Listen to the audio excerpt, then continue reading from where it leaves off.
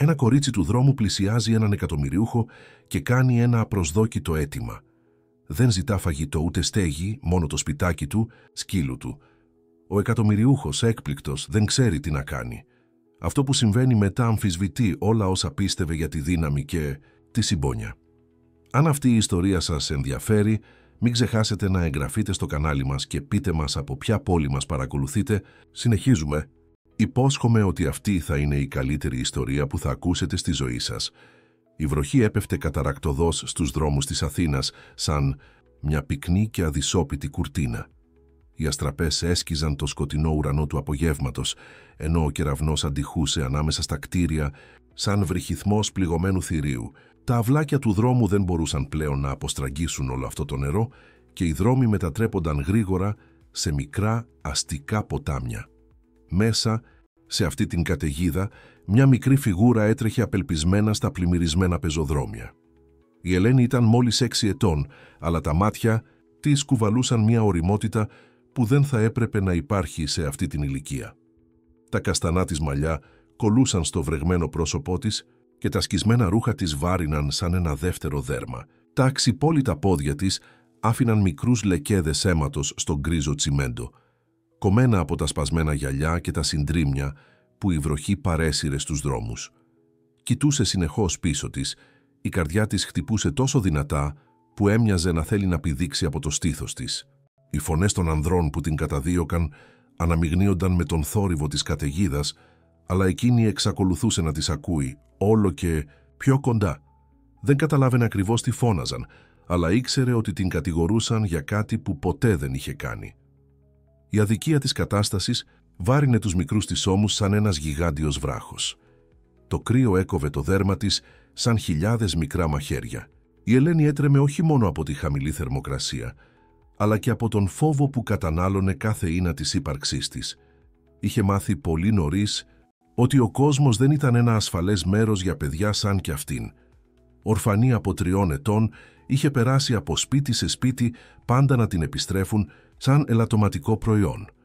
Κανείς δεν φαινόταν να θέλει ένα κορίτσι που έκλαιγε τη νύχτα, που είχε εφιάλτες και που κουβαλούσε μια τόσο βαθιά θλίψη στα μάτια.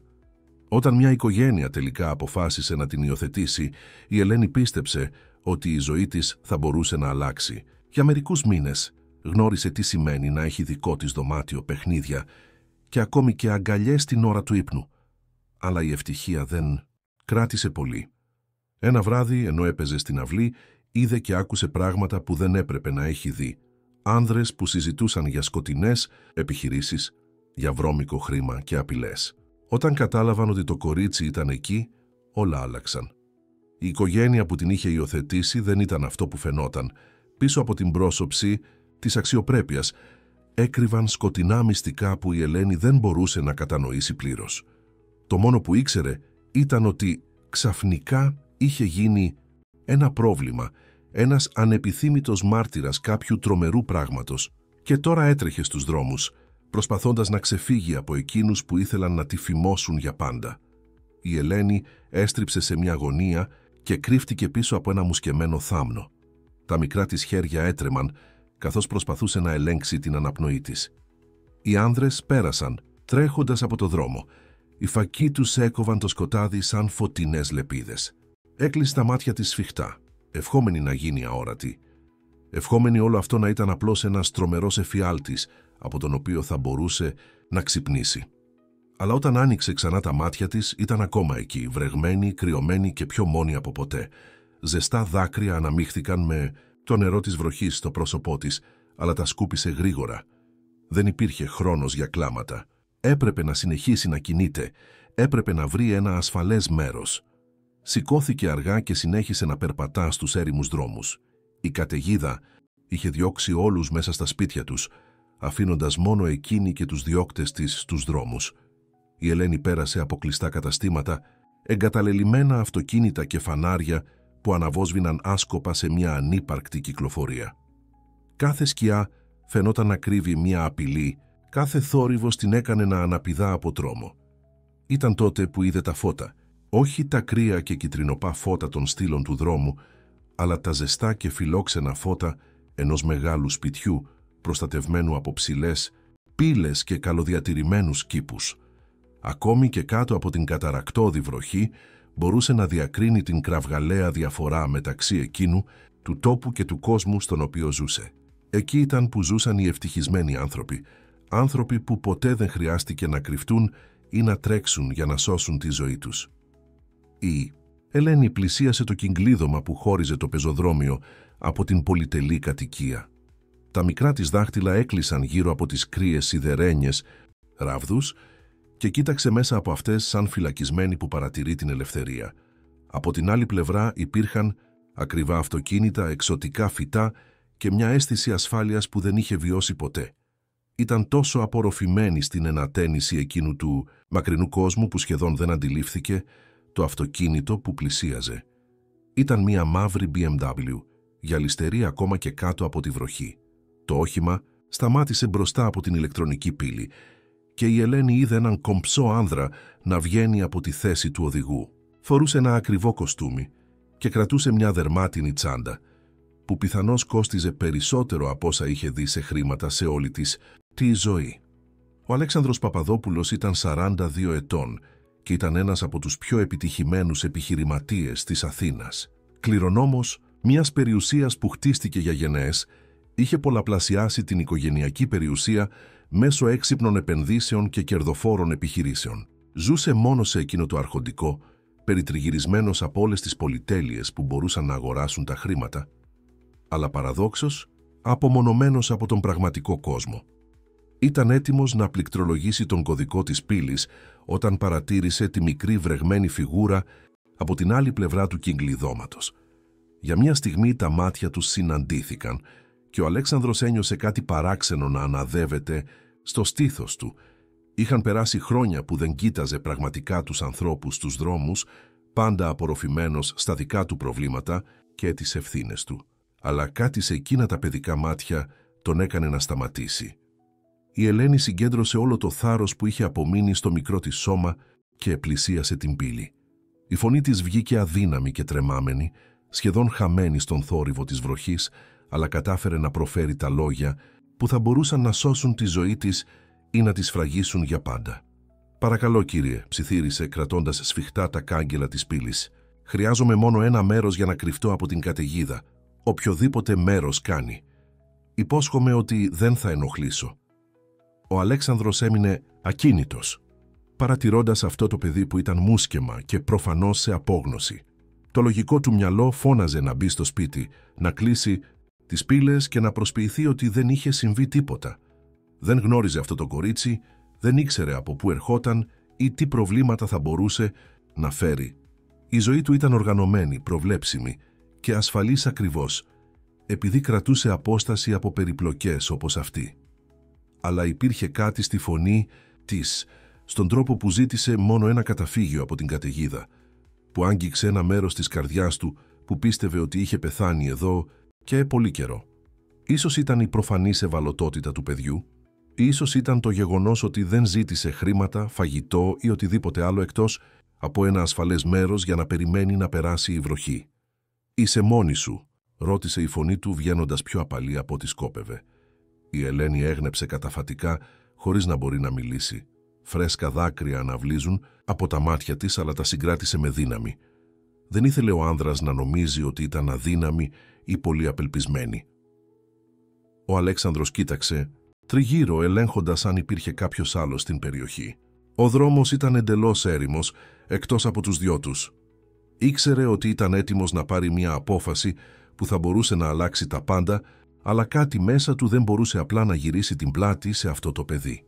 «Μπες», είπε τελικά πατώντας το κουμπί που άνοιξε την ηλεκτρονική πύλη. «Μπορείς να μείνεις μέχρι να περάσει η καταιγίδα». Η Ελένη με δυσκολία μπορούσε να πιστέψει αυτό που άκουγε.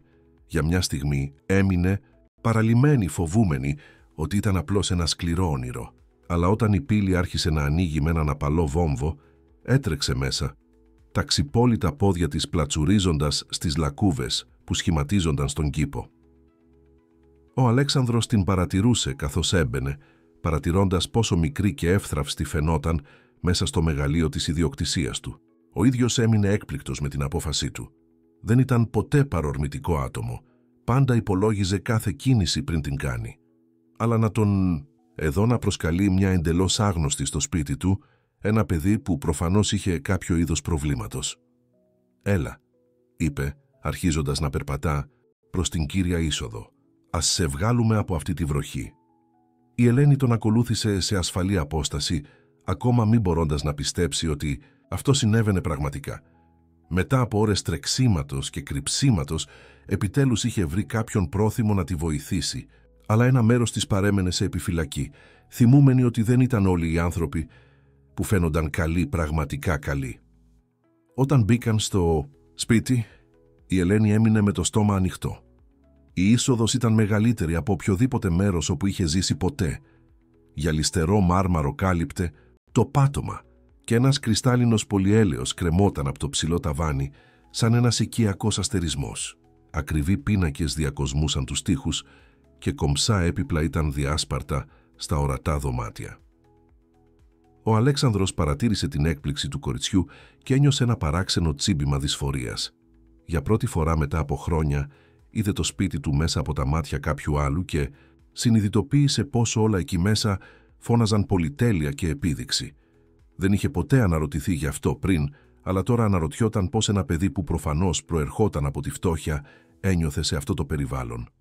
«Πρέπει να κρυώνεις», είπε προσπαθώντας να ακουστεί φυσικός. «Θα ζητήσω από την οικονόμο να ετοιμάσει ένα ζεστό μπάνιο και να βρει κάποια στεγνά ρούχα για σένα».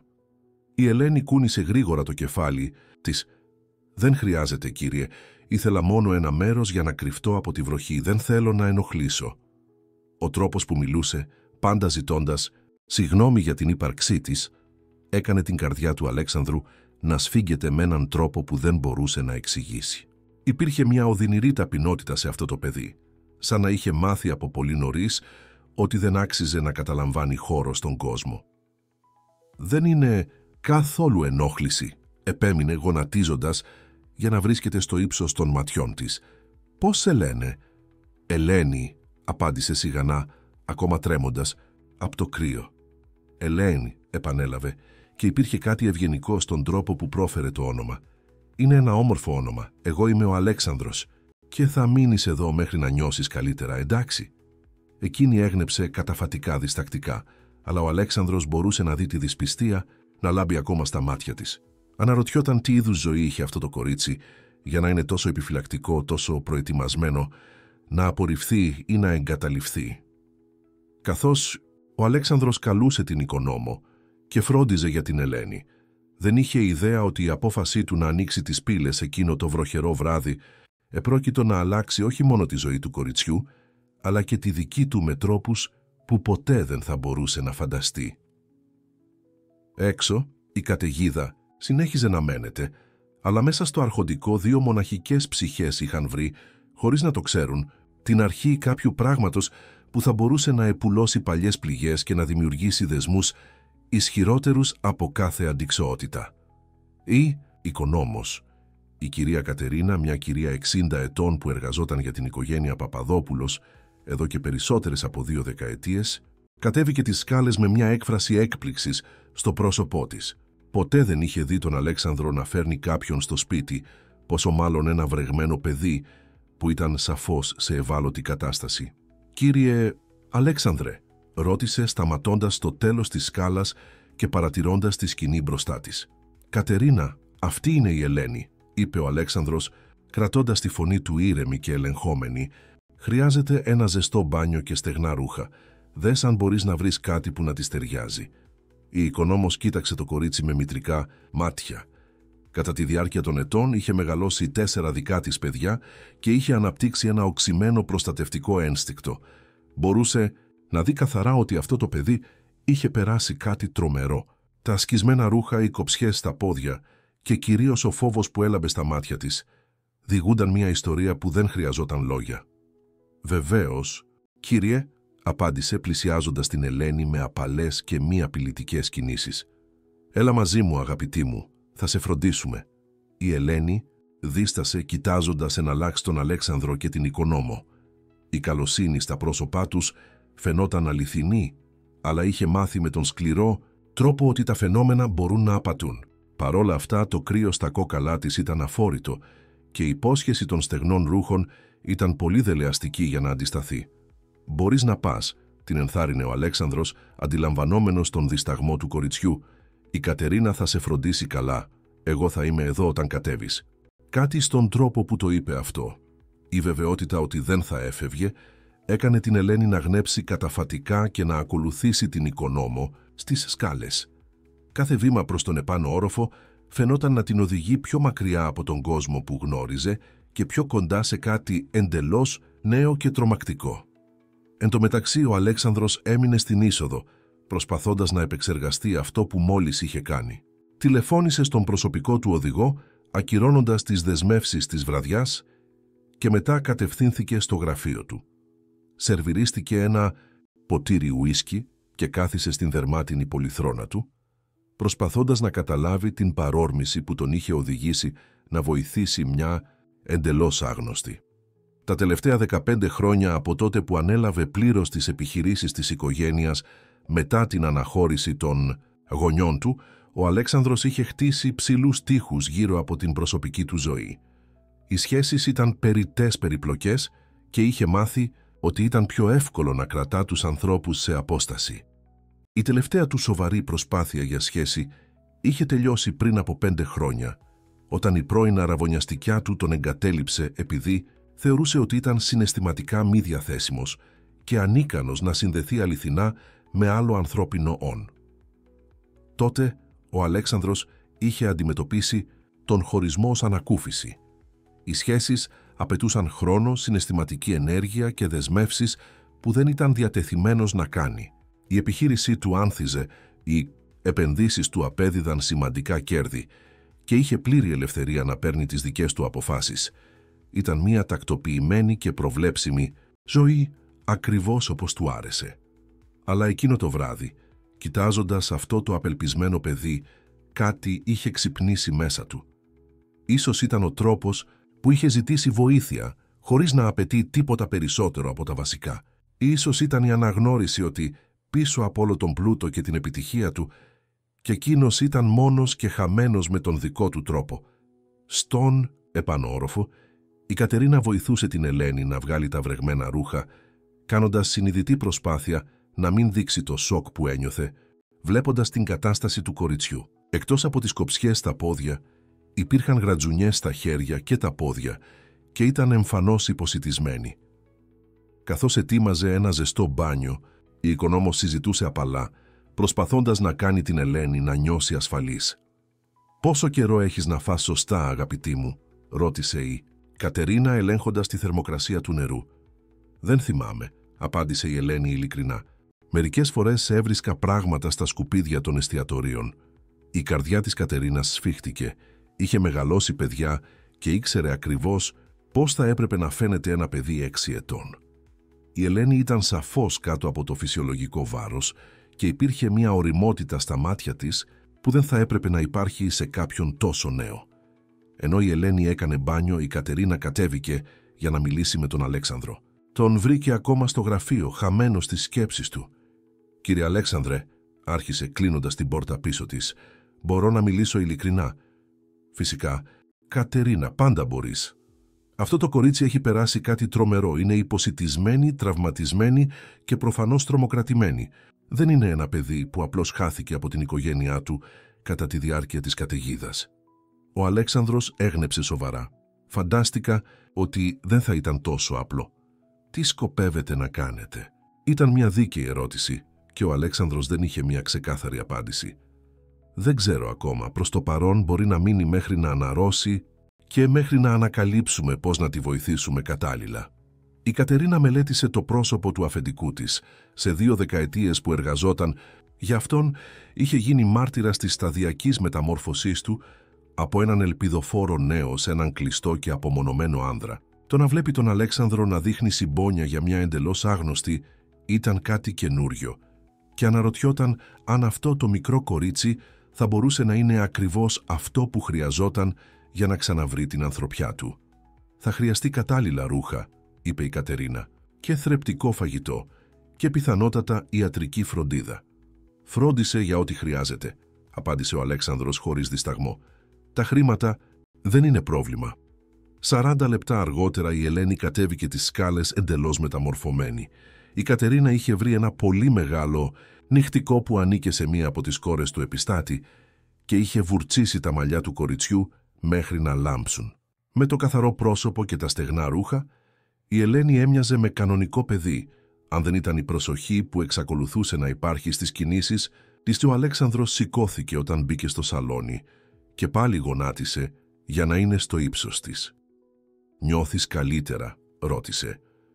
Η Ελένη έγνεψε, καταφατικά, αλλά συνέχιζε να κρατά απόσταση. «Ευχαριστώ για το μπάνιο και τα ρούχα», είπε ευγενικά. Η καταιγίδα σταμάτησε. Ο Αλέξανδρος κοίταξε από το παράθυρο. Η βροχή είχε μειωθεί σημαντικά, αλλά εξακολουθούσε να πέφτει επίμονα. «Ακόμα βρέχει λίγο.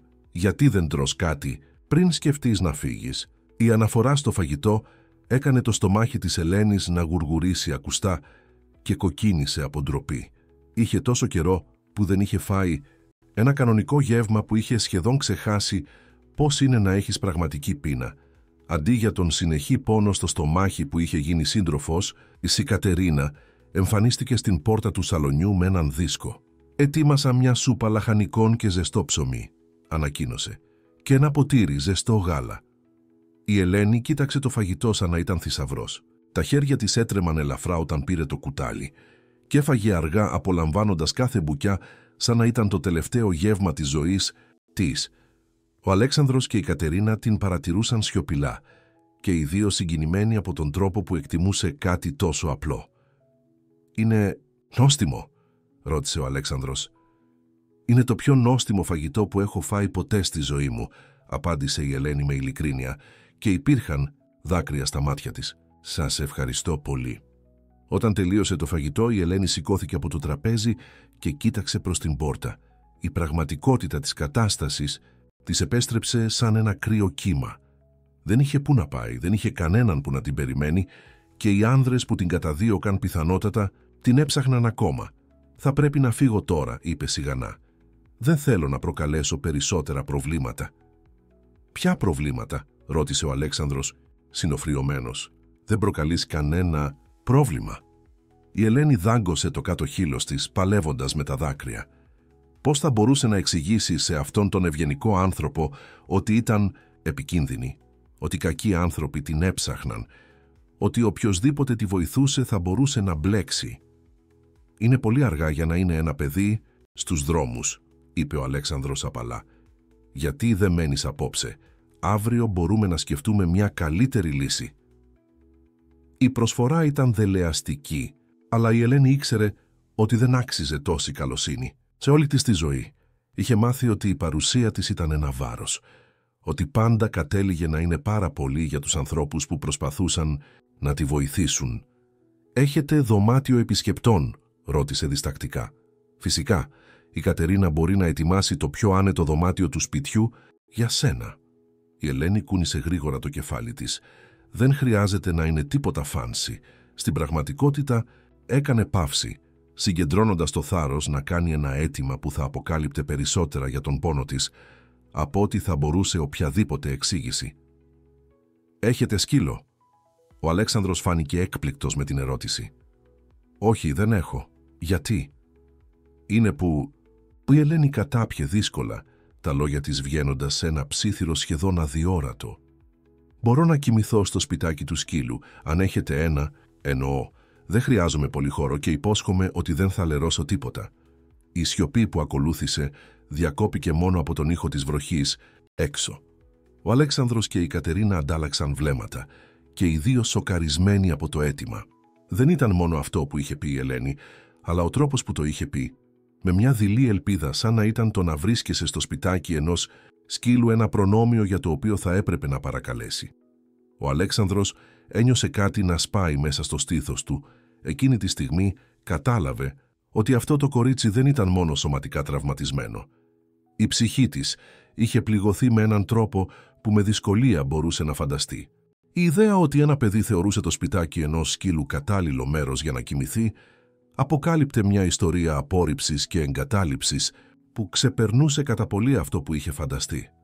«Ελένη», είπε η φωνή του γεμάτη συγκίνηση. Είσαι άνθρωπος, όχι ζώο. Αξίζεις να κοιμάσαι σε ένα άνετο κρεβάτι, σε ένα ζεστό δωμάτιο με μαλακά μαξιλάρια και ζεστές κουβέρτες. Τα δάκρυα που η Ελένη συγκρατούσε τελικά έπεσαν. Αλλά πάντα κοιμάμαι σε μικρούς χώρους, εξήγησε. Είναι πιο ασφαλές και δεν θέλω να μετανιώσετε που με αφήσατε να μπω. Ο Αλέξανδρος σηκώθηκε και περπάτησε μέχρι το παράθυρο, προσπαθώντας να ελέγξει τα δικά του συναισθήματα. Έξω η πόλη συνέχιζε την κανονική της ζωή, αδιάφορη για το δράμα που εκτιλισσόταν μέσα στο σπίτι του. Σκέφτηκε όλες τις φορές που είχε περάσει δίπλα από παιδιά στο δρόμο και είχε στρέψει το βλέμμα του αλλού, όλες τις ευκαιρίες που είχε να κάνει τη διαφορά και είχε επιλέξει τον ευκολότερο δρόμο. «Ελένη», είπε γυρίζοντας προς το μέρος της, «θα κοιμηθείς στο καλύτερο δωμάτιο αυτού του σπιτιού και θα πάρεις πρωινό σε ένα όμορφο τραπέζι με καλό φαγητό και ανθρώπους που νοιάζονται για σένα. Όχι επειδή αξίζεις λιγότερα, αλλά επειδή αξίζεις αυτό και πολύ περισσότερα». Το κορίτσι τον κοίταξε με ένα μείγμα ελπίδας και δυσπιστίας. «Αλήθεια, δεν θα αλλάξετε γνώμη κατά τη διάρκεια της νύχτας».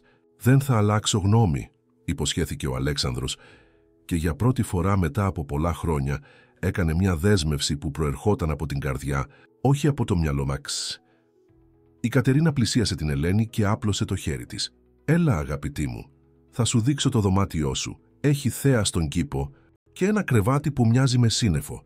Καθώς οι δύο ανέβαιναν τις σκάλες, ο Αλέξανδρος παρέμεινε στο σαλόνι, αναλογιζόμενος πως μία απλή ερώτηση για το σπιτάκι ενός σκύλου είχε αποκαλύψει όχι μόνο το βάθος του πόνου της Ελένης, αλλά και την έκταση της δικής του μοναξιάς.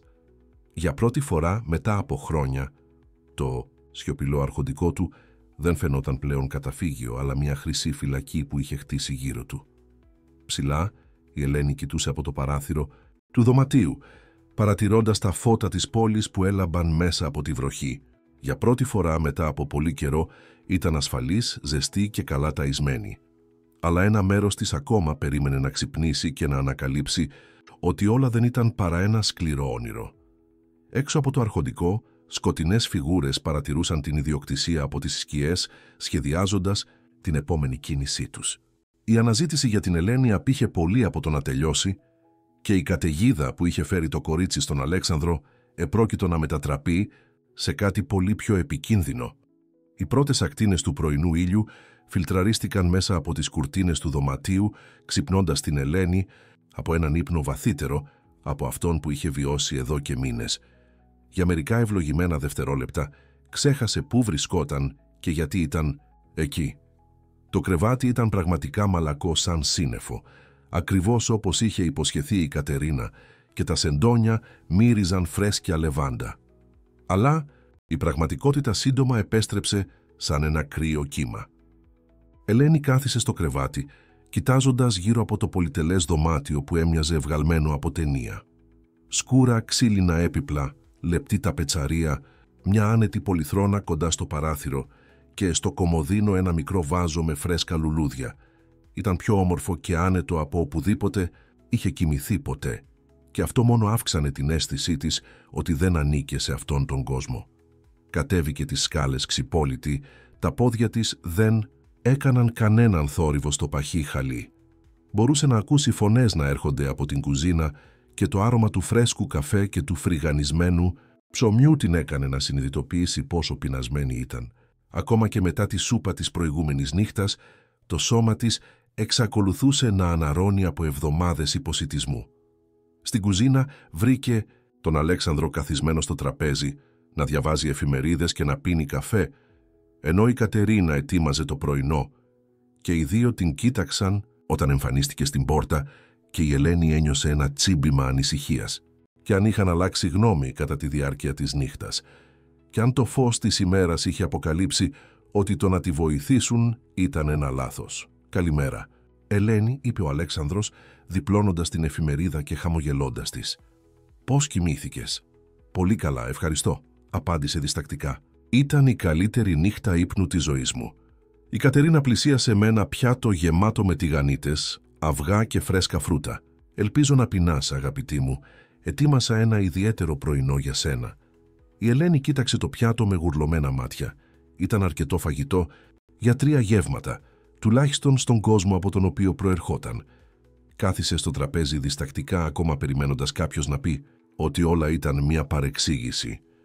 «Μπορείς να φας όσο θέλεις», την ενθάρρυνε ο Αλέξανδρος παρατηρώντας τον δισταγμό της. Η Κατερίνα λατρεύει να μαγειρεύει για ανθρώπους που εκτιμούν το φαγητό της. Καθώς η Ελένη έτρωγε, ο Αλέξανδρος την παρατηρούσε διακριτικά. Στο φως της ημέρας φαινόταν ακόμα πιο εύθραυστη και νέα. Είχε περάσει το μεγαλύτερο μέρος της νύχτας ξύπνιος, σκεπτόμενος την κατάσταση και προσπαθώντας να αποφασίσει ποιο θα ήταν το επόμενο βήμα.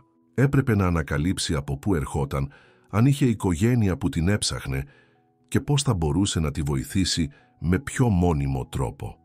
«Ελένη», είπε απαλά, «μπορείς να μου πεις λίγα πράγματα για την οικογένειά σου. Οι γονείς σου πρέπει να ανησυχούν για σένα». Το κορίτσι σταμάτησε να τρώει και χαμήλωσε τα μάτια. «Δεν έχω γονείς», είπε σιγανά. «Έφυγαν όταν ήμουν μικρή». «Έφυγαν». Ο Αλέξανδρος συνοφριώθηκε. «Εννοείς ότι πέθαναν?» Η Ελένη έγνεψε καταφατικά, χωρίς να σηκώσει τα μάτια από το πιάτο.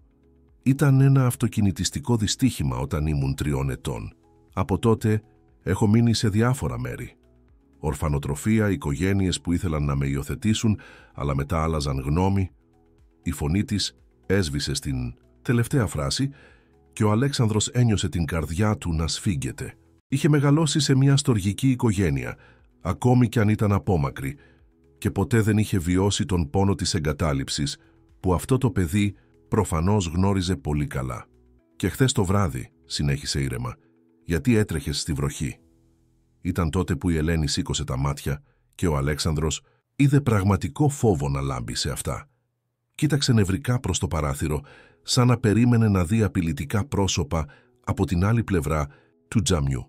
«Είδα πράγματα που δεν έπρεπε να έχω δει», ψιθύρισε. «Η τελευταία οικογένεια που με φιλοξένησε φαίνονταν καλοί άνθρωποι, αλλά στην πραγματικότητα έκαναν κακά πράγματα. Και όταν ανακάλυψαν ότι ήξερα, θύμωσαν. Είπαν ότι ήμουν επικίνδυνη, ότι δεν μπορούσα να πω σε κανέναν αυτά που είχα δει». «Τι είδους πράγματα είδες?» ρώτησε ο Αλέξανδρος, αν και ήδη υποψιαζόταν ότι δεν θα του άρεσε η απάντηση. Η Ελένη τρεμούλιασε, θυμούμενη την τρομερή νύχτα που η ζωή της είχε αλλάξει για πάντα. Άνδρες έρχονταν στο σπίτι αργά το βράδυ.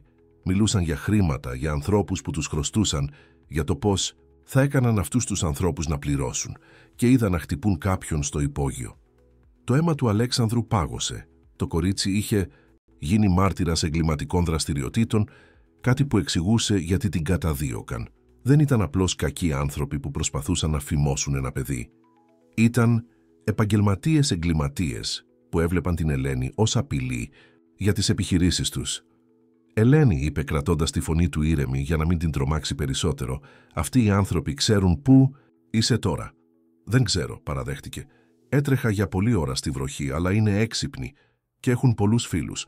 Πάντα με βρίσκουν όταν νομίζω ότι είμαι ασφαλής». Σαν η Κατερίνα, που είχε ακούσει τη συζήτηση σιωπηλά, πλησίασε το τραπέζι.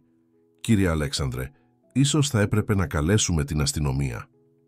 Ελένη κούνησε έντονα το κεφάλι της. «Όχι, παρακαλώ, μην καλέσετε την αστυνομία. Έχουν φίλους και εκεί. Έτσι με έβρισκαν πάντα πριν. Κάποιος πάντα τους έλεγε πού ήμουνα».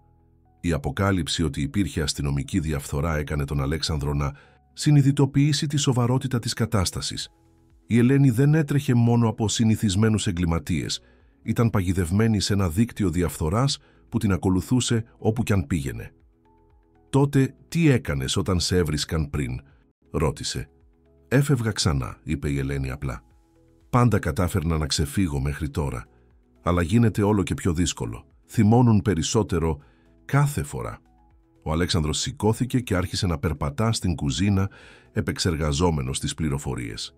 Είχε σκεφτεί ότι απλώς βοηθούσε ένα χαμένο παιδί, αλλά τώρα συνειδητοποιούσε ότι είχε εμπλακεί σε κάτι πολύ πιο περίπλοκο και επικίνδυνο. «Ελένη», είπε τελικά, «με εμπιστεύεσαι?» Εκείνη έγνεψε καταφατικά διστακτικά. «Νομίζω ναι, ήσασταν καλός μαζί μου. Τότε σου υπόσχομαι ότι θα σε προστατέψω. Δεν θα αφήσω αυτούς τους ανθρώπους να σε πληγώσουν». «Αλλά δεν καταλαβαίνετε», διαμαρτυρήθηκε η Ελένη, δάκρυα να αναβλύζουν στα μάτια της. «Είναι πολύ επικίνδυνη. Δεν μπορώ να σας ζητήσω να ρηψοκινδυνέψετε για χάρη μου. Θα πρέπει να φύγω πριν ανακαλύψουν πού είμαι». «Δεν πας πουθενά», είπε ο Αλέξανδρος σταθερά. «Αυτό είναι το σπίτι σου τώρα για όσο χρειαστεί». Πριν η Ελένη προλάβει να απαντήσει, χτύπησε το θηροτηλέφωνο της κύριας εισόδου. Η Κατερίνα πήγε στην οθόνη ασφαλείας και συνοφριώθηκε. «Κύριε Αλέξανδρε», είπε με ανησυχία στη φωνή της, «υπάρχουν 2 άνδρες στην πύλη. Λένε ότι είναι detective και θέλουν να μιλήσουν μαζί σας για ένα παιδί που εξαφανίστηκε». Η Ελένη έγινε άσπρη σαν το χαρτί. «Είναι αυτοί», ψιθύρισε αρπάζοντας το χέρι του Αλέξανδρου. «Πάντα παριστάνουν τους αστυνομικούς». Ο Αλέξανδρος κοίταξε την οθόνη και είδε 2 άνδρες με κοστούμι έξω από την πύλη. Έμοιαζαν επαγγελματίες, αλλά υπήρχε κάτι στις εκφράσεις τους που δεν τον έπειθε. Επιπλέον ήταν πολύ νωρίς για μια επίσημη επίσκεψη και δεν είχαν κλείσει ραντεβού. «Κατερίνα, πάρε την Ελένη στο δωμάτιό της και κλείδωσε την πόρτα», έδωσε οδηγίες. «Μην βγείτε από εκεί μέχρι να πω ότι είναι ασφαλές». «Και εσείς», ρώτησε η Ελένη, εμφανώς τρομοκρατημένη. «Θα μιλήσω μαζί τους. Θα ανακαλύψω τι θέλουν ακριβώς. Παρακαλώ, μη με παραδώσετε σε αυτούς», οικέτεψε η Ελένη κρατώντας τον σφιχτά. «Παρακαλώ». Ο Αλέξανδρος γονάτισε και κράτησε τα χέρια της. «Υποσχέθηκα ότι θα σε προστάτευα, θυμάσαι, και πάντα τηρώ τις υποσχέσεις μου». Καθώς η Κατερίνα οδηγούσε την Ελένη στις σκάλες, ο Αλέξανδρος κατευθύνθηκε προς το θηροτηλέφωνο. Πήρε μια βαθιά ανάσα πριν πατήσει το κουμπί. «Μπορώ να σας βοηθήσω», είπε κρατώντας τη φωνή του ουδέτερη. «Κύριε Παπαδόπουλε», είπε ένας από τους άνδρες, «είμαστε από το τμήμα ανηλίκων. Αναζητούμε ένα παιδί που εξαφανίστηκε χθες το βράδυ κατά τη διάρκεια της καταιγίδας. Μια γειτόνισσα είπε ότι σας είδε να συνομιλείτε με ένα μικρό κορίτσι στην είσοδο του συγκροτήματός σας». «Μια γειτόνισσα», επανέλαβε ο Αλέξανδρος, γνωρίζοντας ότι αυτό ήταν ψέμα. Δεν υπήρχαν γείτονες αρκετά κοντά για να έχουν δει οποιαδήποτε συνομιλία στην είσοδο του συγκροτήματος, ειδικά κατά τη διάρκεια της καταιγίδας. «Ναι, κύριε, θα ήταν δυνατόν να μιλήσουμε προσωπικά. Είναι ένα ευαίσθητο θέμα». Ο Αλέξανδρος δίστασε. Το να αφήσει αυτούς τους άνδρες να μπουν θα ήταν επικίνδυνο, αλλά το να αρνηθεί να συνεργαστεί θα μπορούσε επίσης να προκαλέσει υποψίες. Επιπλέον έπρεπε να ανακαλύψει ακριβώς ποιοι ήταν και τι γνώριζαν. «Φυσικά», είπε τελικά, «θα ανοίξω την πύλη». Καθώς οι άνδρες περπατούσαν στην είσοδο της ιδιοκτησίας, ο Αλέξανδρος έστειλε ένα γρήγορο μήνυμα στον προσωπικό του δικηγόρο, ζητώντας του να έρθει αμέσως. Αν αυτοί ήταν πραγματικά εγκληματίες που προσποιούνταν τους αστυνομικούς, ήθελε να έχει νομική προστασία παρούσα. Οι άνδρες μπήκαν στο σπίτι με την αυτοπεποίθηση κάποιου που ήταν συνηθισμένος να εκφοβίζει ανθρώπους. Ο ψηλότερος, που αυτοσυστήθηκε ως detective Νικολάου, κοίταξε γύρω από το σαλόνι με προφανές ενδιαφέρον για τον πλούτο που επιδεικνυόταν. «Ωραίο σπίτι», σχολίασε. «Ζείτε μόνος?» «Ναι», είπε ψέματα ο Αλέξανδρος. «Μόνο εγώ και η οικονόμος μου». «Καταλαβαίνω. Λοιπόν, όπως είπα, αναζητούμε ένα κορίτσι, Ελένη Αντωνίου, 6 ετών, καστανά μαλλιά, φορούσε σκισμένα ρούχα όταν εξαφανίστηκε». Το γεγονός ότι γνώριζαν το πλήρες όνομα της Ελένης επιβεβαίωσε τις υποψίες του Αλέξανδρου. Αυτή δεν ήταν αληθινή αστυνομική, ή αν ήταν, εργάζονταν για τους εγκληματίες που καταδίωκαν το κορίτσι. «Δεν είδα κανένα παιδί», είπε ο Αλέξανδρος ήρεμα. «Γιατί πιστεύετε ότι θα ήταν εδώ?» Ο δεύτερος άνδρας, που είχε συστηθεί ως detective Κωνσταντίνου, έκανε ένα βήμα μπροστά. «Όπως είπα, μια γειτόνισσα ανέφερε ότι σας είδε να μιλάτε με ένα παιδί. Και ειλικρινά, κύριε Παπαδόπουλε, η ιδιοκτησία σας θα ήταν ένα τέλειο κρυσφύγετο για κάποιον που ήθελε να κρυφτεί». Υπήρχε μια υπόγεια απειλή σε αυτά τα λόγια και ο Αλέξανδρος την αντιλήφθηκε τέλεια. Ήξεραν ότι η Ελένη ήταν εκεί, ή τουλάχιστον υποψιάζονταν έντονα. «Κύριε», είπε ο Αλέξανδρος, «όπως μπορείτε να δείτε, δεν υπάρχει κανένα παιδί εδώ. Αν θέλετε να ερευνήσετε το σπίτι, θα χρειαστώ να δω τα επίσημα διαπιστευτήριά σας και να έχω τον δικηγόρο μου παρόντα». Οι 2 άνδρες αντάλλαξαν βλέμματα. «Αυτό δεν θα είναι απαραίτητο», είπε ο Νικολάου γρήγορα. «Απλώς θέλαμε να ελέγξουμε, αλλά κύριε Παπαδόπουλε, αν τυχόν εμφανιστεί αυτό το παιδί εδώ, είναι σημαντικό να επικοινωνήσετε μαζί μας αμέσως. Βρίσκεται σε μεγάλο κίνδυνο». «Τι είδους κίνδυνο?» ρώτησε ο Αλέξανδρος. «Έχει απαχθεί από πολύ επικίνδυνους ανθρώπους», είπε ψέματα ο Κωνσταντίνου. Ανθρώπους που δεν θα διστάσουν να βλάψουν οποιονδήποτε προσπαθήσει να την προστατέψει. Γι' αυτό είναι κρίσιμο να επιστραφεί στις αρμόδιες αρχές το συντομότερο δυνατό. Η ηρωνία της κατάστασης δεν ήταν χαμένη για τον Αλέξανδρο. Η πραγματική απαγωγής ήταν εκεί, στο σαλόνι του, προσπαθώντας να τον πείσουν να παραδώσει την Ελένη οικειοθελώς. «Καταλαβαίνω», είπε. «Αν δω κάποιο παιδί που ταιριάζει στην περιγραφή, σίγουρα θα επικοινωνήσω». Αφού οι άνδρες έφυγαν, ο Αλέξανδρος ανέβηκε τρέχοντας στο δωμάτιο όπου η Ελένη και η Κατερίνα ήταν κρυμμένες. Βρήκε το κορίτσι κουλουριασμένο σε μια γωνιά, τρέμοντας από φόβο. «Έφυγαν», ανακοίνωσε. «Αλλά είχατε δίκιο. Σίγουρα δεν ήταν αληθινοί. Αστυνομικοί». «Θα επιστρέψουν», είπε η Ελένη με βεβαιότητα. «Τώρα ξέρουν ότι είμαι εδώ. Πάντα επιστρέφουν».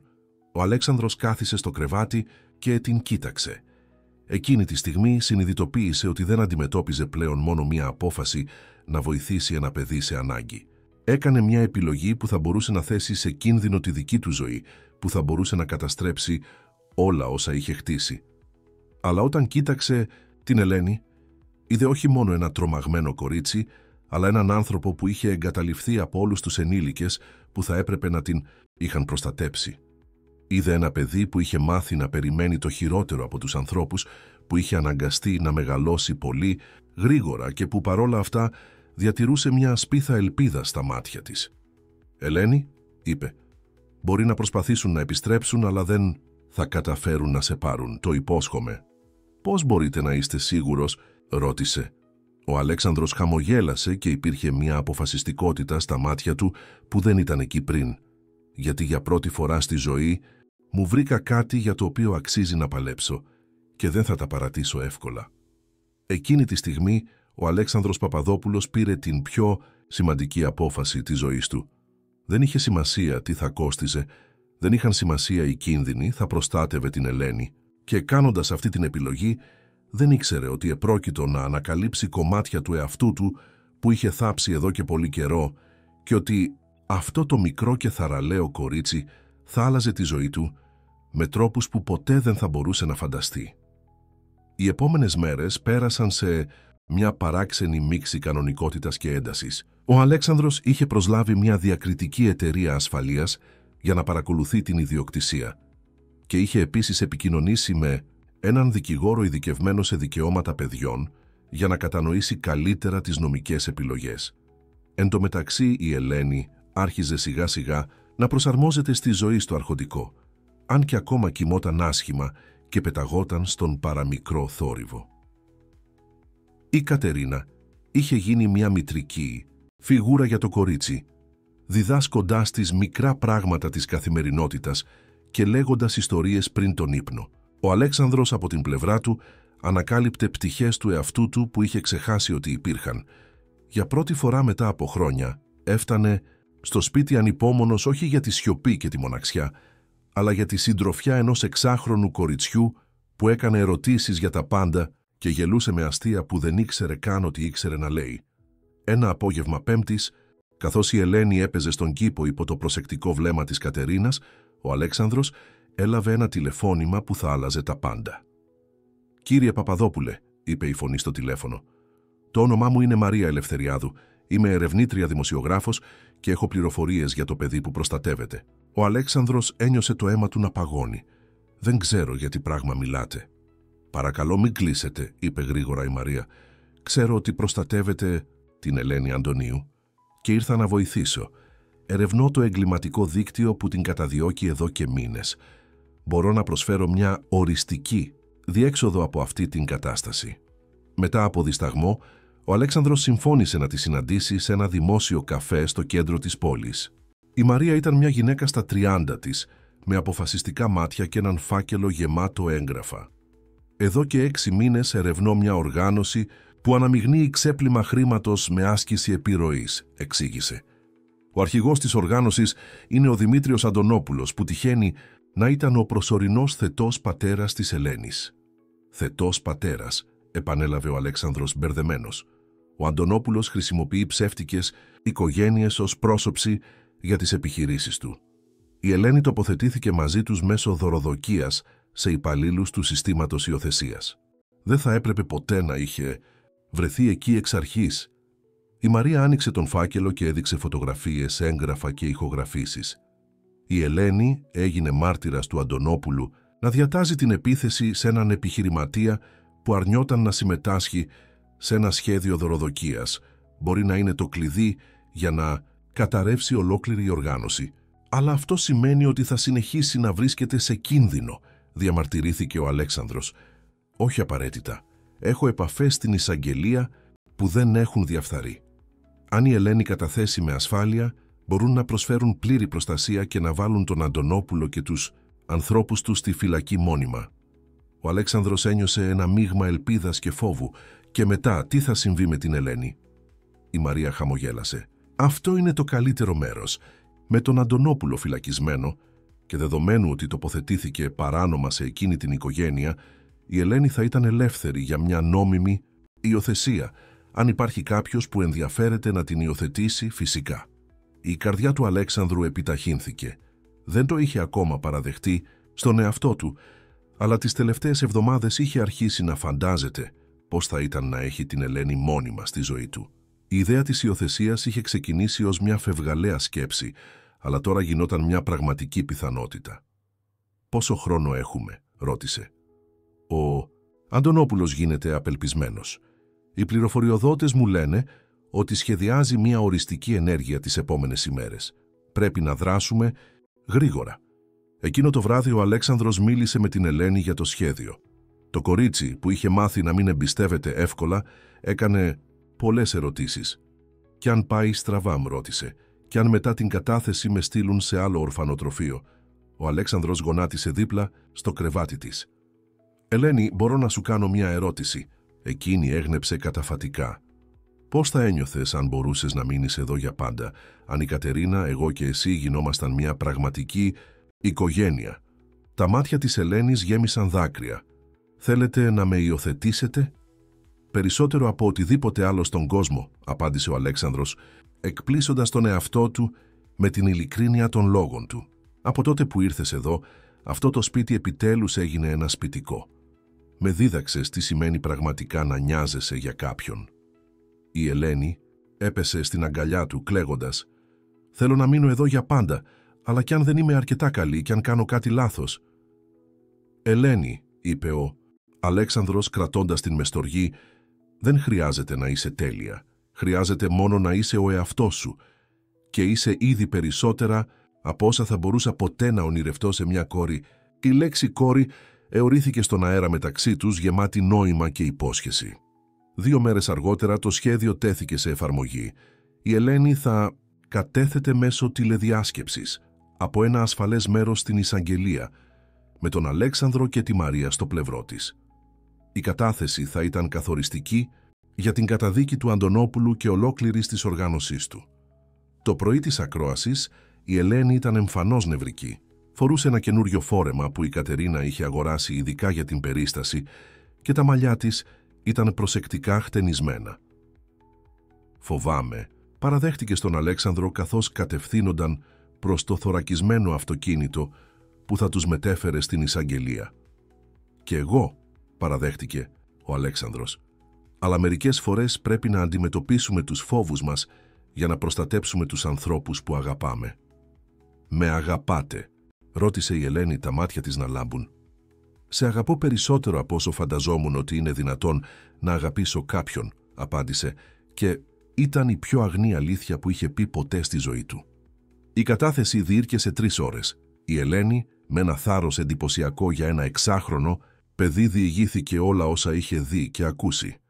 Η φωνή της ήταν καθαρή και σταθερή και οι απαντήσεις της ακριβείς. Από την άλλη πλευρά της οθόνης, ο Αντωνόπουλος και οι δικηγόροι του προσπάθησαν να απαξιώσουν την κατάθεσή της, αλλά η ειλικρίνεια του κοριτσιού ήταν αδιαμφισβήτητη. Όταν όλα τελείωσαν, ο εισαγγελέας τους πλησίασε. «Με αυτή την κατάθεση έχουμε επαρκή στοιχεία για να καταδικάσουμε τον Αντωνόπουλο και να διαλύσουμε ολόκληρη την οργάνωση. Η Ελένη είναι επίσημα εκτός κινδύνου». 3 μήνες αργότερα, ένα ηλιόλουστο πρωινό Σαββάτου, ο Αλέξανδρος, η Ελένη και η Κατερίνα ήταν συγκεντρωμένοι στον κήπο του Αρχοντικού για έναν μικρό εορτασμό.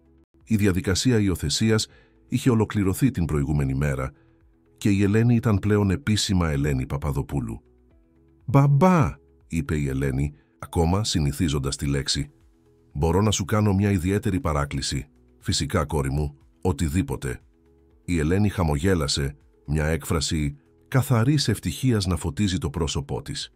«Μπορούμε να αποκτήσουμε έναν σκύλο, ένα χρυσό ρετρίβερ όπως πάντα ονειρευόμουν».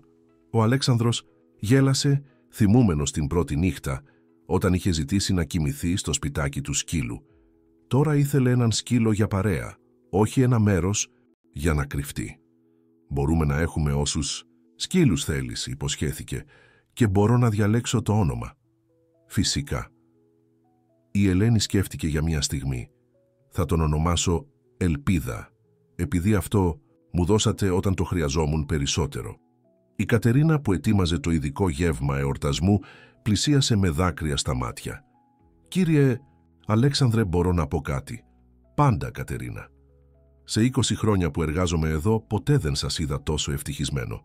Η Ελένη δεν απέκτησε απλώς μια οικογένεια, έσωσε μια οικογένεια. Ο Αλέξανδρος κοίταξε γύρω από τον κήπο, βλέποντας μέσα από νέα μάτια. Το αρχοντικό που πριν ήταν απλώς ένα ακριβό σπίτι, τώρα ήταν γεμάτο ζωή, γέλια και αγάπη. Η Ελένη είχε φέρει φως σε σκοτεινές γωνιές της ψυχής του που δεν ήξερε καν ότι υπήρχαν. «Μπαμπά», είπε η Ελένη διακόπτοντας τις σκέψεις του, «ευχαριστώ που δεν παραιτήθηκες από μένα. Ευχαριστώ που δεν παραιτήθηκες από εμάς», απάντησε αγκαλιάζοντάς την. Εκείνο το απόγευμα, καθώς έπαιζαν στον κήπο με το νέο χρυσό ρετρίβερ που είχαν υιοθετήσει από ένα καταφύγιο, ο Αλέξανδρος αναλογίστηκε πώς η ζωή μπορούσε να αλλάξει εντελώς μέσα σε λίγες εβδομάδες. Είχε βρει την Ελένη χαμένη στην καταιγίδα, αλλά στην πραγματικότητα ήταν αυτός που ήταν χαμένος. Του είχε δείξει ότι ο πραγματικός πλούτος δεν μετριέται σε χρήματα ή κτήματα, αλλά στην ικανότητα να αγαπάς και να αγαπιέσαι.